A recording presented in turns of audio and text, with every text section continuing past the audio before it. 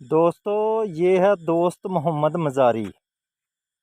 ये इस वक्त डिप्टी स्पीकर है हमारी पंजाब असम्बली का, और ये डिप्टी स्पीकर इमरान खान की मरहून मिन्नत है।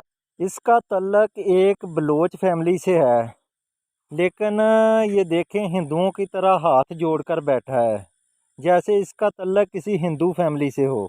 लेकिन मैं माफ़ी चाहता हूँ कि किसी हिंदू को बुरा ना लग जाए, क्योंकि जितनी बार इसने अपने मोहसिन इमरान खान से गद्दारी की है, कोई हिंदू फैमिली का मेंबर भी इतनी बार अपने मोहसिन से गद्दारी करने का मुर्तकिब नहीं हुआ होगा। इसने असम्बली में आज जो फैसला दिया है, इससे बलोचों के सर यकीनन झुक गए होंगे, क्योंकि आइन में लिखा है 63A में कि पार्लिमानी पार्टी का जो सरबराह होता है, अगर उसकी मर्ज़ी के ख़िलाफ़ वोट डाला जाए तो उसको कलअदम करार दिया जा सकता है। लेकिन पार्लिमानी पार्टी का जो सरबराह था उसको ही वोट पड़ रहे थे, और उसका खुद का भी वोट इसने कलअदम करार दे दिया।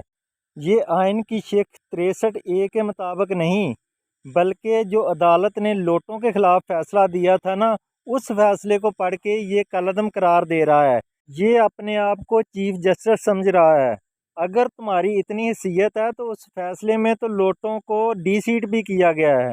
अगर तुम में जुर्रत है और किसी बलोच के बेटे हो तो इनको डी सीट करो, ताकि हम यहाँ पे पीटीआई के मेंबर इलेक्शन पे खड़े करें और ये सीटें जीतें और ये चौधरियों की मोहताजी भी ख़त्म हो।